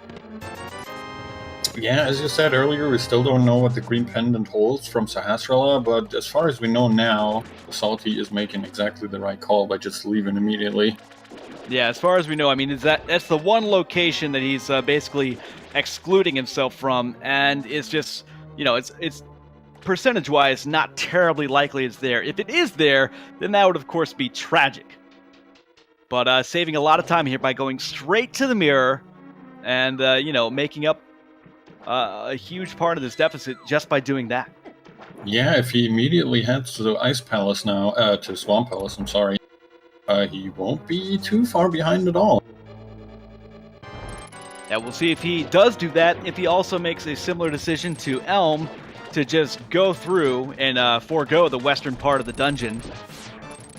Now, Elm is having to use Master Sword here against Argus, a little bit low on health, but more than anything, this just takes extra time.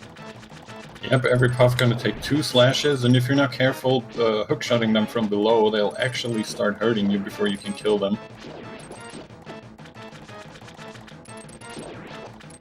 Takes a little bit of damage there, but still a little bit of health to spare. Down to the final puff.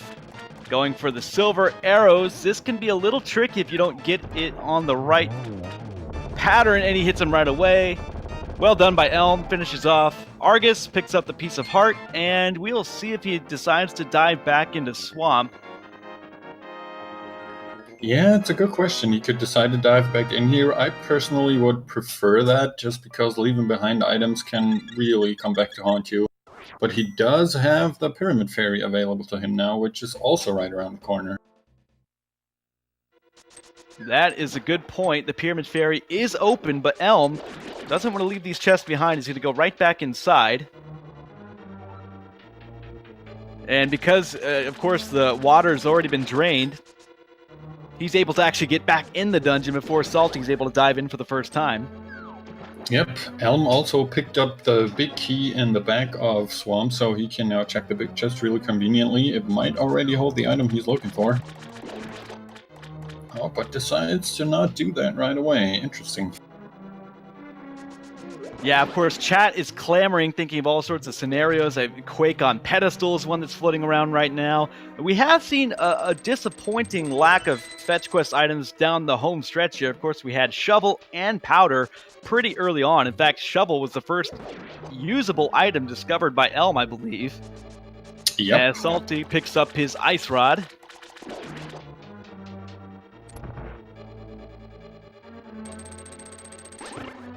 It'll be interesting to see if Salty decides to go left side first before going back to Argus, which might save him a tiny bit of time.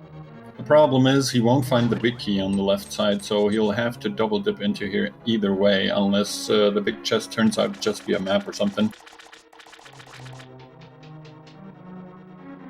We'll get answers to those questions pretty soon here.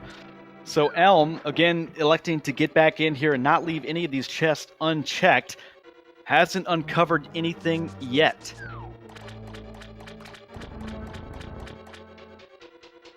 He's got 2 more chests coming up once he goes upstairs here.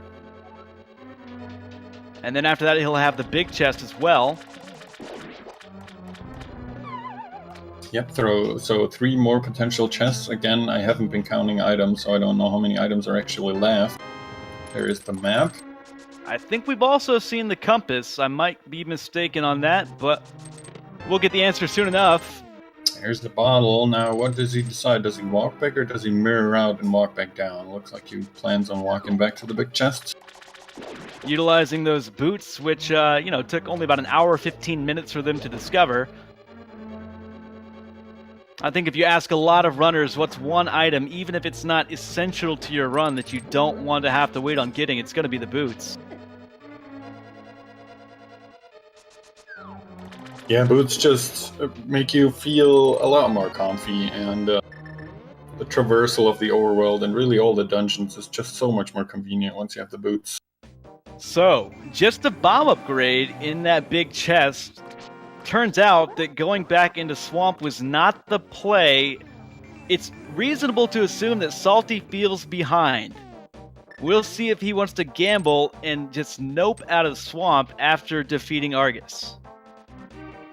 Yeah, and I think we're getting a Pyramid Fairy check from Elminster now, even though it looks like he's going back to the Village of Outcasts for now. Oh, he's checking the mirror spot over here, okay. Yeah, pretty fresh location that's opened up for them recently. And it's, not too far out of the way. We'll see what it's got. And just one of those beloved red rupees that we all love so well. Absolutely. I Elminster giving us the Swag Duck remix here, using his boots. Salty moving on to Argus with his Master Sword, taking a hit there from the Puffball down below, like you were saying earlier.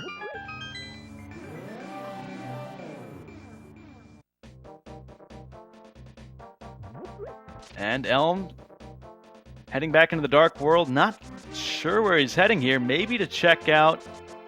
Well, I'm not sure. Probably grabbing the purple chest, I'm assuming? Ah, yes. Easy to forget. You're kind of used to it getting done, in tandem. But after they discovered that sword from the smiths, they had better things to do. So Gary's launchbox is going to be escorted to the entrance of the desert. Salty going with spin strats here on Argus, gets the job done. Yep, grabbing his 6th crystal. Also has access. Oh, man. Woo! Wow. All right. Big call by Elm. Worked out wonderfully, and this is huge. What will Salty do? And this is official go mode for Elminster at 1 hour 25 and 40 seconds. He is now immediately making his way up to Turtle Rock as quickly as he can. Oh, and Salty making the call that's, probably the right one to make. And he's heading back into Swamp. Yeah, I don't blame him. You are still looking for that Quake. You don't know where it is. You don't want to leave an item behind. I wouldn't be surprised to see him check out the Pyramid Ferry before he decides to check other weird, sort of out-of-the-way overworld spots like Gary's Lunchbox. Yeah, that's a good point. It seemed, you're so used to following the breadcrumbs, especially if you just got one more item remaining, that it almost was a bit unusual that Elm wasn't going to the Pyramid Ferry. But it paid off, and here he is at the entrance of Turtle Rock with his Quake. Yep, gonna open that right up. I'm a little bit surprised he decided not to pick up the Tempered Sword first, but he might have forgotten about it in the heat of the moment. Yeah, I think it's one of those things where as he was making his way up the mountain, maybe he thought about it, just speculating, and he decided, I've got half magic, I can afford to spam the rods on Trinex a little bit, and I'll just pick it up before I go into Ganon's Tower. Yeah, and as Chad is pointing out, he might also think that he's behind because he didn't immediately check the Gary's Lunchbox after bringing back the Smith. Without the mirror, it's a little more complicated and convoluted to get back there, but it definitely can make you feel behind. Early big key there for Elm. Still needs to get a small key. Just slashing that sword. So yeah, it's a pretty good indication that he feels behind. Of course, it seems that unless your run is going flawlessly, the tendency is that you're always going to feel like you're behind. And often it's the case that you're well ahead, as we see Elm right now. Of course, Salty just one item away from go mode, but he's just looking in the wrong spot right now, clearing out Swamp.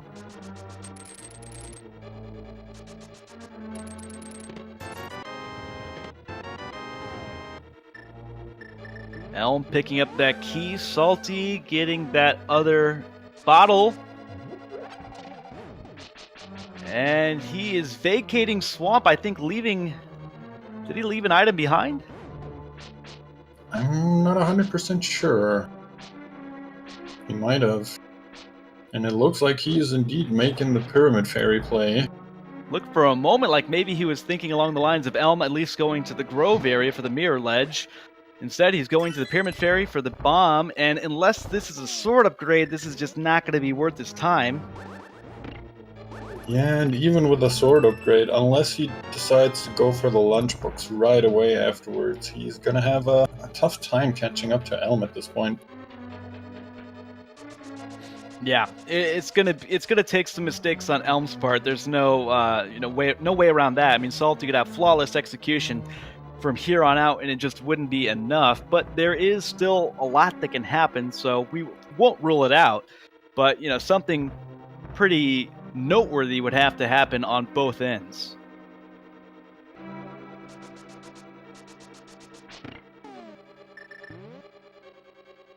Alright, let's see what the big fairy has for us today.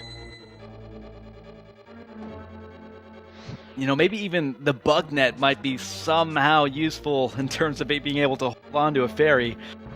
But, alas, there's nothing but a piece of heart and a rupee. Yeah, that was definitely not worth his time at all.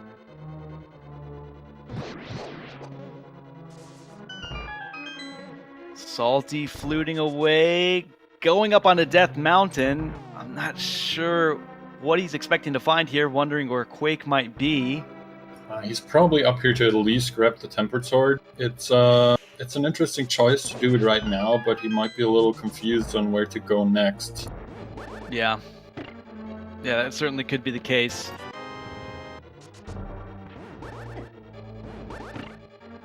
Meanwhile, Elm's health being chipped away a little bit. However, once he gets past here toward the laser bridge, he will have the opportunity to, at least save his progress by exiting the dungeon temporarily. Alright, there's the Tempered Sword for Salty. I'm just trying to remember, did he maybe not check the medallion for Turtle Rock yet, and he's just taking a gamble that he can get in? Or that, or he's banking on picking up that mushroom. Oh, right, the mushroom.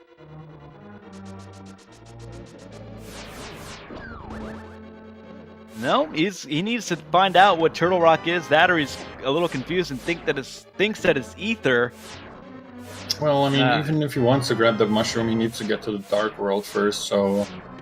Yeah, that's a good point.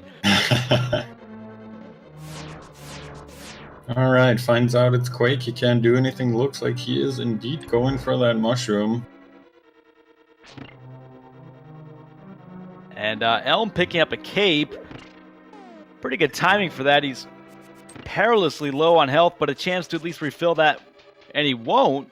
I guess he does have a fairy in a bottle that he picked up from Swamp, so he should be fine. And he is going back to Powder, and Anti-Fairy just wanted to grab that magic first. Needed some magic, didn't he?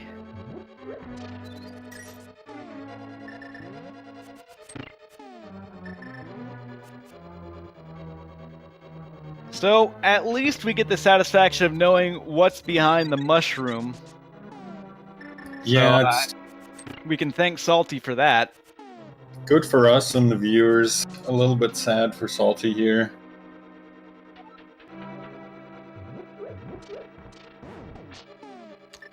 Hopefully these witches treat him good. Yeah, I'm trying to think what he could find at this point that would still help him, and except for a sword upgrade, maybe. Well, okay. Red mail, not the worst you can find, but as we see from SaltyPhry's reaction, not what he was looking for at all. Meantime, we're getting a beautiful Trinex fight from Elminster. Just as I say that, he gets hugged by the snakehead. Yeah, but having to be pretty aggressive with Master Swords, so willing to take a hit or two, but can't afford much of that anymore. Down to 3.5 hearts, but he's on to the final phase of Trinex. Alright, going for those hammer strats. Ooh. If you get him into a nice pattern, it's not too awful, but that hammer hitbox can really troll you. Elm, however, making it look pretty routine. Well done by him. And that's going to put him on the path to Ganon Tower. It looks like SaltyPhry finally picking up his half magic. But as you were saying, we do have one of our runners now with his 7th crystal, and that means we are going to Ganon's Tower. I already see a couple numbers popping up in chat. Guys, you know what time it is. We have 22 potential locations for that big key. We're looking for that big key. Type out your guess where you think that big key will be hiding today. Do you have anything specific you usually pick, or do you just go random every time? Yeah, it's pretty random. I mean, I tend to not guess tile room just because I don't like to make runners suffer, and also because if there's somebody who's behind, they're not going to make a tile room gamble hoping that it'll be the one thing that can catch them up. So, I either elect to say something on the right, something on the left. In this case, I'm just going to go top left chest in the randomizer room. Oh, interesting. Elminster trying to go for that sword.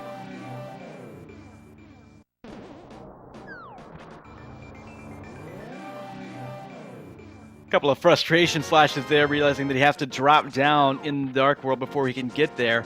But now he's got to go back to T-Rock to warp.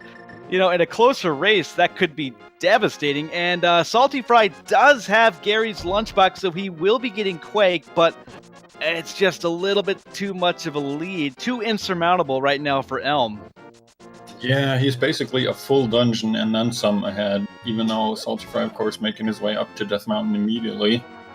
But you got to think that Elm is so profoundly frustrated right now. Yeah, absolutely. I wouldn't be surprised if... What is he? Oh, okay, there we go. Just trying to get some spin speed going to make it a little bit quicker, his trip back. Yeah, if Elm was worried about being behind before, you know that little sequence did not make him happy. So we'll see how he handles it. You know, heightened nerves, a little bit of anxiousness in Ganon's Tower can obviously be a bad thing. It does have the powder, doesn't have the net to capture fairies, but it does have one in a bottle. As we get to the right side, validation arrow, and an arrow upgrade. No keys. Elminster, are you sure you want to go there? Are you making a tile room gamble? Nope, you're not. Man. Yeah. Just sort of a force of habit there, almost assuming he had a key. That would have been wild if he made the tile room gamble. That would have been crazy times. So yeah, Elm maybe a little bit on tilt. I mean, he's still got excellent execution, so I don't think it's gonna, derail him too much, but we might see a few slips here and there. Still, it's going to take a little bit more than that for SaltyPhry to get back into the races. He's just now entering T-Rock. Yeah, I think at this point Elminster is probably very nervous that he's behind. He's probably got one of his eyes on IRC at all times, just waiting for that dot done from his opponent. And I'm going to request it in the future we somehow integrate into the tracker a red rupee counter. I feel that's got to be over 20 now. So many red rupees. I know we always see a lot of red rupees, but I feel like we're getting close to seeing all of them. Key right, and fire bar. That was chest number 8, if I'm not awful at counting, which I might be. Yeah, if you count the torch, that is 8.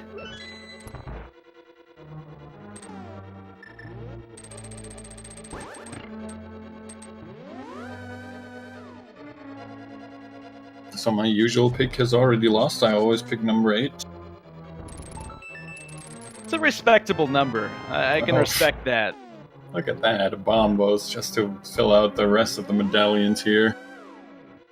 And somewhat appropriately, Elminster dropping bombs after picking up bombos. Getting ready for the randomizer room. And we'll see chests 9 through 12 here. Beg your pardon, 10 through 13? I lose track. Well, there's the bug net. That's nice. Ooh. Yep, that was more 10 safety. to 13. You're finding all the safety items here in GTA. I wonder...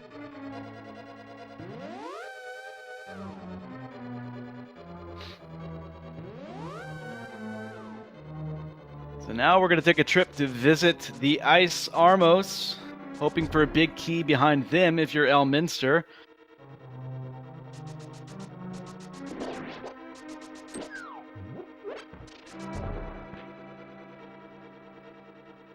Check out the Bob chest first. Everyone say hello. Another red rupee. Yeah, they're everywhere. The game is lousy with them.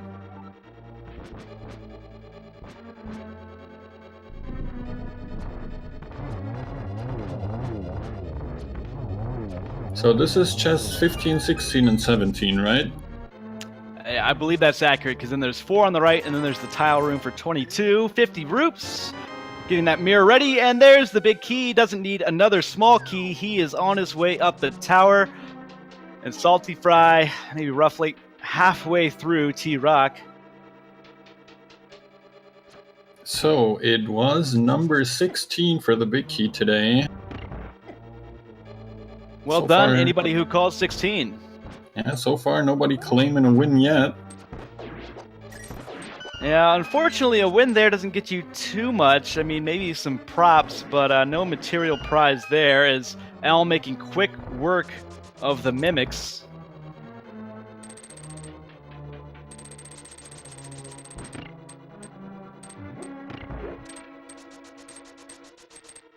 And to think that this seed, we went really, I think, just like a minute shy of an hour without our first sword. And then, we got a couple of them in succession.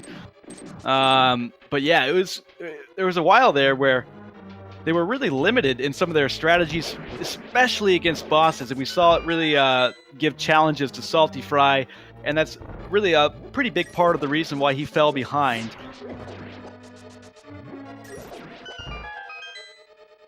Yeah, a little bit unfortunate for him, really. They were very close, but as you say, just checking a couple more overworld spots there at the end.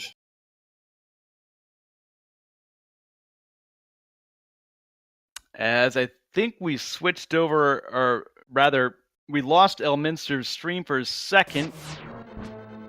And there it comes back, at least I hear it. Yeah, Twitch is having a little bit of trouble lately, so nothing to worry about. We'll try to keep you up to date on what's happening. Just keep in mind our restreamers are working hard to get everything to work as faultlessly as possible. So Elm, as we get a frame there, looking like he's ready to proceed through the door as soon as it were to open up. We switched our audio over now to SaltyPhry, getting that save space outside of the dungeon.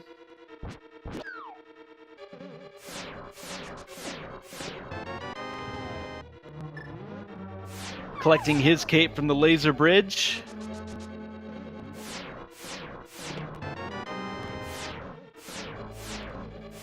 And, I imagine he's looking for a sword upgrade here.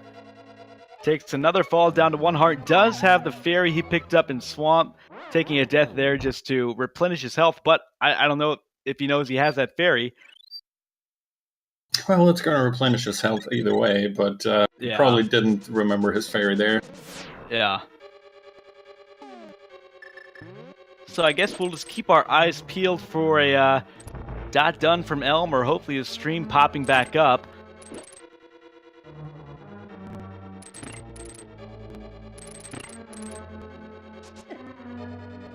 And very similar to Elm, Salty got to go down and pick up this magic pot before he can go back. And I think he might, he's going to elect not to get the anti-fairy's health.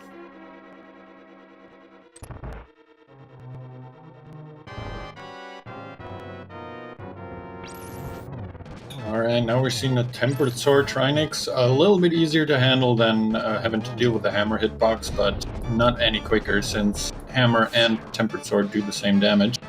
And we come back just as Elminster, I believe, skipped the validation chest. And is making his way up to Aga 2 now. Almost done with Ganon's Tower.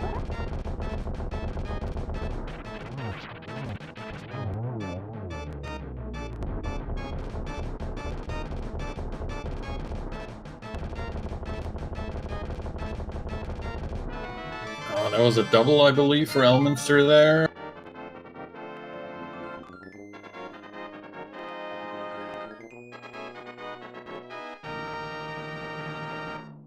And another double to finish off Aghanim here. So Elminster now just waiting for the Swag Duck to pick him up. Waiting for that bat to make a huge hole in the top of the pyramid that he can jump into. And then he will be well on his way with the Ganon fight. Yeah, so SaltyPhry, again, just unfortunately just, a step behind. Really, it was pretty close there as they were both in Swamp for a while, but immediately after leaving Swamp, Elm making the right call to go pick up Gary's lunchbox, turning it in for Quake, and it just took SaltyPhry a little bit longer to get that accomplished. And, because of that, here we are. So Elm on to Ganon, Tempered Sword, doing more than adequate damage to move on here to Phase 2 shortly after this. Oh man, gets chased by that by that little poker here from Ganon. Yeah, that trident had some bad intentions. Alright, very nice use of the hookshot here for the iframes. I think he should be through phase 2 already, isn't he? Yep, he definitely is. Yeah, very well done. And of course, he has his silver arrows to make this relatively easy here. Don't want to jinx him. He's more than capable of finishing this off. Still, I'd hate to put the commentator's curse on him. Yep, decides to go for the immediate quick arrow. Let's see if he can... Oh, barely misses the torch glitch. Oh! That is unfortunate. Unfortunate, as it's going to make things a little bit tighter here, but it's going to take maybe one more of those at least. Either way, you got to think that right now Elm is panicking. Not enough to not rage bomb both the pyramid steps here. Oh no, and did he bombos his internet connection out of existence again? I think he might have.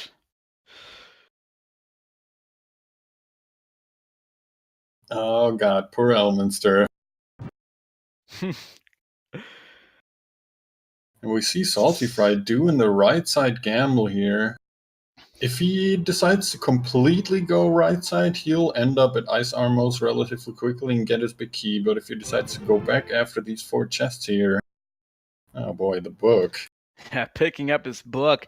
Now, going to Ice Armos from here, I feel like I've only seen that like once or twice. It feels like an exceptionally rare play. If he does do it here, it's going to work out pretty well. Goes ahead, picks up a key, and he looks like he's going to continue on. Oh, very nice for him. He is going. Yeah, I respect the call. Yeah. Getting the cape out, I was worried for a second there that he was going to switch to the mirror, but you need the cape for this bridge, or at least to make it a lot easier. Yeah, that portion of Ganon's Tower there seems, I mean, just so punishing. I can't even imagine. Bonking there and unfortunately getting knocked off by the beetle, but taking the warp, going to be on his way to Ice Armos. Elm, presumably, back onto Ganon, maybe finishing Ganon as we speak. Kind of raising the tension here and the drama.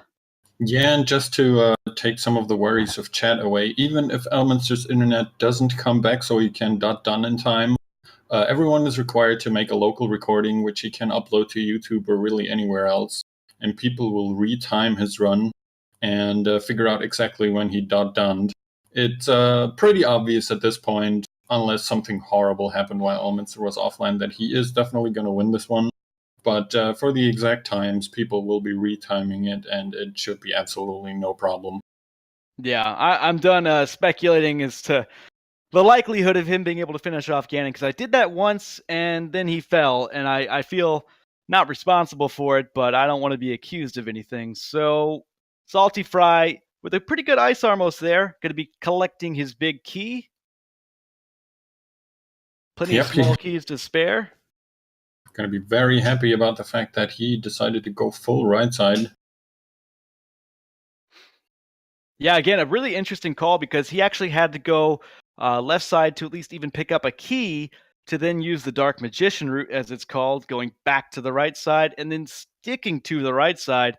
It's a pretty rare call as far as things that I've seen. And just to cut in here really quickly, Elminster has reappeared on IRC and has done, so he is the official winner with an official SRL time of 1 hour 48 and 19 seconds. Well, in that case, congratulations to Elminster. Hopefully we can get a stable enough connection for him to join us. That moves him to 3-2, assuring him a spot at the very least in that 36-player playoff. I think the top 6 from that will advance to the bracket stage. So he's at least punched his ticket to that, and with an opportunity to outright clinch a spot in the bracket if he were to win next week.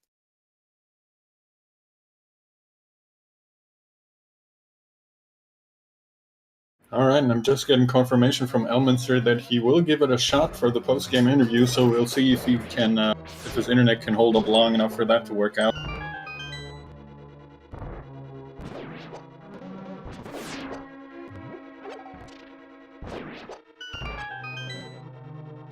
And he is already in the waiting room, so let me get him in here real quick, and let's hope his internet holds out.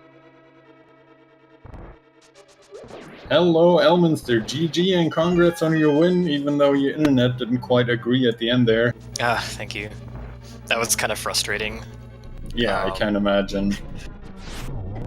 Did you manage to .done when you actually finished, or did you have to like post .done because your internet was out as you killed Ganon?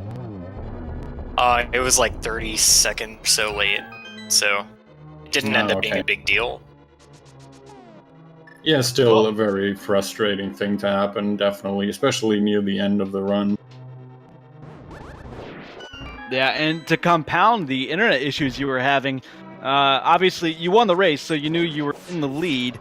But there had to be a few moments there down the stretch, specifically going to get the Tempered Sword, realizing you'd have to find another warp to get back to the Dark World, and then that fall to Ganon. You had to be a little bit nervous there, thinking you might be falling behind. I felt like I was in the lead going into Ganon Tower for sure, because pretty much every big decision I made most paid off. But I was nervous that the fall set me back enough. Getting the Tempered Sword, I was like, hey, I remember there's a sword on Spectacle Rock. And... Yep. We had wondered if you would remember on your way up to Death Mountain to try and knock that out, but you handled Turtle Rock very well without it. That Trinex fight with the Master Sword was, a thing of beauty, with the half magic helping you out there. And, as you said, a lot of the big decisions you made down the stretch there just really fell into place very nicely, specifically with immediately after clearing out Swamp, going to the, first the Grove Mirror area, but then going to get the Lunchbox, turning that in, and immediately getting your Quake. That was a big-time play. And, Elminster, I do have a couple questions for you. If your internet is still holding up. And the map invalidation, I actually don't know that I've ever seen that. That's not a great validation chest. No, that is definitely not a great validation chest. And I'm thinking we might have lost Elm again. I'm very sorry, guys. I'm sure he's as frustrated as we are, if not more. As soon as he comes back, or as soon as we hear from him, we'll get back to that. Gives us a chance to check out SaltyPhry's final stages of his run here. Ooh, tough second round there with Aga. Oh, very nice though. Gets a nice triple. Yeah, very poised on that triple.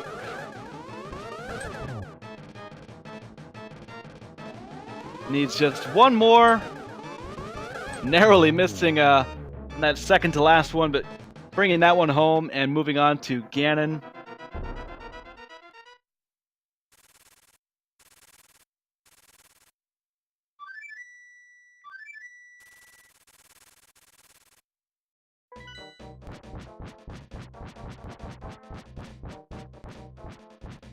And still, unfortunately, no sign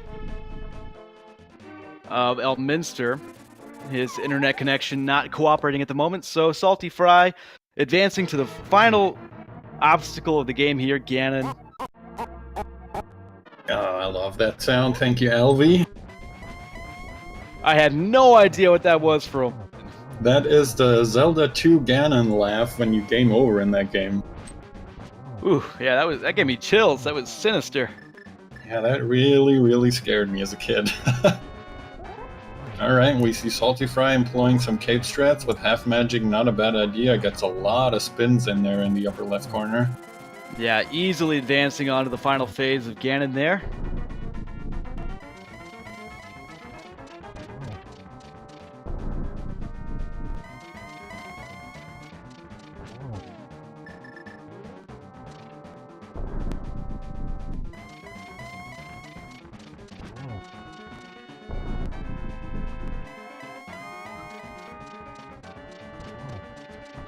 Nice double there. Gotta be careful. Where will Ganon appear? Ooh. Oh man, almost taking a fall just as Elminster did on that same spot. And finishing off Ganon, and that will do it. SaltyPhry has finished in second place. But well run for the most part, just a few unfortunate slips. I'd say specifically early on against a couple of bosses without the use of a sword. And SaltyPhry will live to see another day in this tournament, moving on to round 6 next week. He'll have a chance to punch a ticket to the 36-runner playoff to advance to the bracket stage. Well run by SaltyPhry. Good game. All right, and SaltyPhry is already in the waiting room, so I'm going to pull him in immediately. We do need to hurry up a tiny little bit. We're already cutting into the time of the next match going on here, so let me pull him in real quick. Hello, SaltyPhry. GG on your game. Thanks very much. How are you feeling after that seed? The seed itself didn't really bother me. My execution on swordless boss strats kind of let me down, I think. I feel like if I could have done those a little better, this could have gone a lot better for me. Because overall, my gambles seemed to pay off. It felt like I went into pod at the right time and just kind of left there with the mitt. Went into, Mire at the right time. I guess I could have gone in there a little earlier if I'd not gone into Ice Palace. That was kind of useless, I guess. But Yeah, but... I'm sorry, I didn't mean to cut you off. I didn't really have a whole lot else to say about that. Yeah, I was just gonna confirm basically what you were saying. You guys were super close for most of it. You were even in Ice Palace at the same time at some point. The downside, as you said, were you leaving behind Blind and Cold Stare, which made you double dip into there and lost you some time. And also Elminster decided to check the Grove mirror spot and then immediately go up to Gary's lunchbox to grab his Quake. So you checked a couple more overworld spots here and there, which also put you behind maybe a minute or two. And so that's really the only time loss you had over Elminster.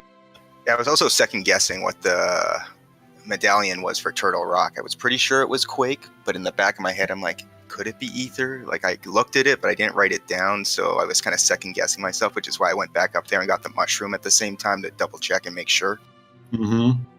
Yeah, that sadly also cost you a little bit of time, and then the mushroom check and everything. But I mean, you never know if Quake had been at any of the spots that you checked and that Elminster didn't check, it could have looked very different. Yeah, absolutely. It's kind of crazy how just one little decision can make the big difference in these races. Yeah, that's pretty much rando in a nutshell, isn't it? Absolutely. Well, it was still a very entertaining run to watch, and I think you both played admirably. It was really great, and you're definitely not out yet, as far as I know. Yeah, I guess if I win next week, I'm in the big tourney or whatever, the big race. So I guess that's it. I just got to look forward to next week and hopefully pull it off next week instead. Yeah, best of luck to you in that race. You raced well today. Again, you were kind of making the same decisions that Elm was for quite a while, just maybe like a half step behind, and then, not clearing out Thieves Town, and Ice came back to get you a little bit. But still, well run. You made a lot of the right decisions, just fell a little bit short. So good luck to you next week, Salty. We appreciate your run today, and good game. Thanks a lot. Just one question. Did I happen to miss out on a sword early on or anything like that, or did he have to go... Oh, okay, so he was like swordless for the first hour as well. You guys were swordless for exactly the same amount of time. He found his first sword in the smith for the blacksmith, yeah, right. And that's I think your first sword too. And then immediately after the master sword from Mothula, and obviously the tempered on Spectacle Rock, which has been taunting you guys for the whole seed. Yeah, no kidding. Like, I was always wondering, like, was there one maybe in Ice Rod Cave or something like that I skipped out and never bothered checking, or Agana's Cave that was there the whole time and I could have had it, but yeah, maybe it was me and I still missed it, but who knows. All right, well, I think unless you have any final words, SaltyPhry, that you want to share with the masses. No, that's it. Thanks for tuning in. Thanks for commentating. Anytime, it was our pleasure. I just posted the links in the chat. Please give both of our runners a follow. They both definitely, absolutely deserve every support you can give them. And, of course, GG again, and good luck on the rest of the tournament, SaltyPhry. Thanks, and GG to Elminster as well. I forgot to say that. Yeah, he had a little bit of internet trouble at the end, which means we had to cut his interview short. And I think he is in chat right now, so at least he'll hear you say that. All right, guys. So that's gonna be it from us right now. We are currently cutting into the time of the next match. Thanks a lot for tuning in. Thanks to Duke Duberson, of course, for co-commentating with me. Thanks to Lyra for the track-in. Thanks to Alvi for the restream. Thanks to you all for watching. Stick around. I'll be commentating the next match too, so if you can't get enough of my stupid blabbing, please feel free to stick around. That's gonna be it from me for now.